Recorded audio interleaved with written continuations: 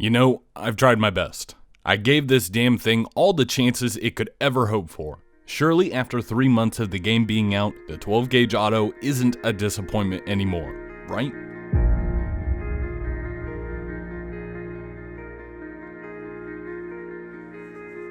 What's going on, guys and gals? My name is Shadox, and this gun right here, yeah, the 12 gauge automatic shotgun, don't use it. Don't even look at it. This gun doesn't deserve to be held by you. Just ignore it and move on.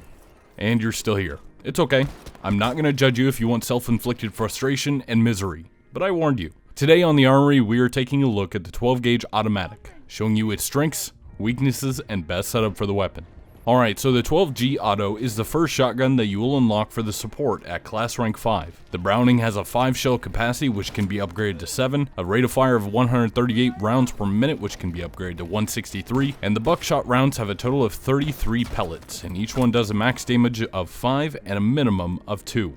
So let's go over what the 12G Auto is good at, and don't worry, this list is short. It has the fastest sustained rate of fire of the shotguns. The drilling technically can fire successive shots quicker, but since it is locked into a reload every other shot, the Browning A5 can fire more rounds in a given minute. The Browning also has the largest ammo capacity of all of the shotguns when upgraded for a total of 7 rounds, and trust me, you're gonna need all of them. And that's it. Every other aspect of the 12G Auto is average at best.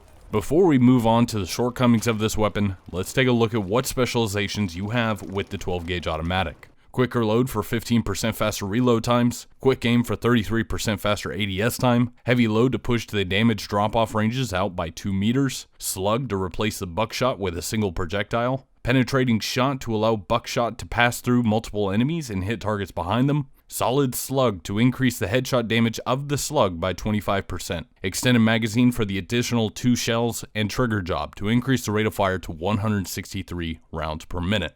Alright, so let's talk about where this weapon struggles, and it all revolves around damage. See, the damage per pellet drops off at a very specific range, just like a normal bullet. Assuming you go with heavy load, each pellet deals a maximum of 5 damage out to 10 meters. At 11 meters, the damage is 3 per pellet, and 24 meters is 2 per pellet.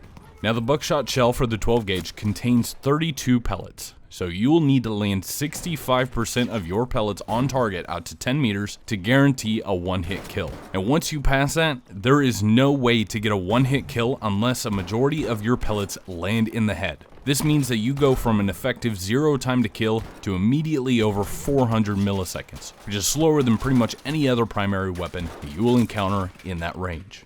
Now normally this would be fine. Shotguns are meant for the close quarters after all, except the pellet dispersion is not uniform. Sometimes pellets will group up to one side, up high, or spread out evenly. Now here is me firing at a wall at about 9 meters. I've had to use the test range because my normal wall on Narvik would not show all of the bullet holes. But since none of the specializations affect the spread of the pellets, this is fine. Now, by my approximations, which may not be entirely reliable, only 3 shots are grouped up well enough to guarantee a one-hit kill at this range. I've circled them here. So you only have an effective 15% chance to kill a target in one shot at 9 meters. Maybe I'm completely off on my approximation, so let's give this weapon the benefit of the doubt and say it's closer to 50% in reality.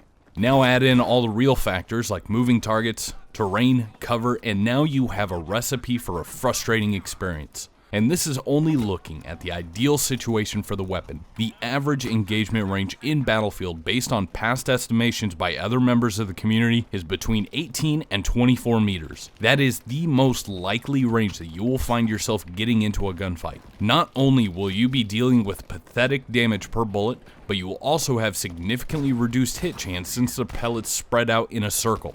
Now you might be asking yourself, why does this weapon suffer so badly when the drilling seems fine and some even think that it's too strong? The main answer is pellet count. Each shot fired from a drilling has 48 individual pellets, compared to the 12 gauge's 32. Not only that, but the drilling's pellets will deal more damage out to a longer distance once you choose a specialization.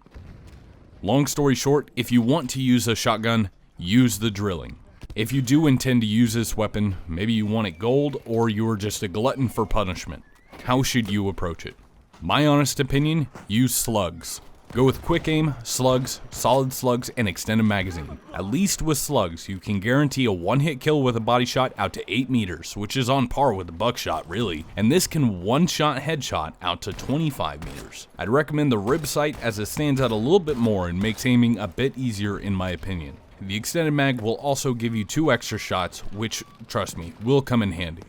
Before I wrap things up, I do want to say, if you enjoy this weapon, do not take this as an attack on you. Personal choice and fun factor is huge in a first-person shooter. Some people like weapons that others do not. I am simply trying to inform each and every one of you of the facts regarding this weapon. Take it how you will and play the way you want, and most importantly, have fun. Thank you guys for watching. My name is Shadox and I hope to see you on the battlefield.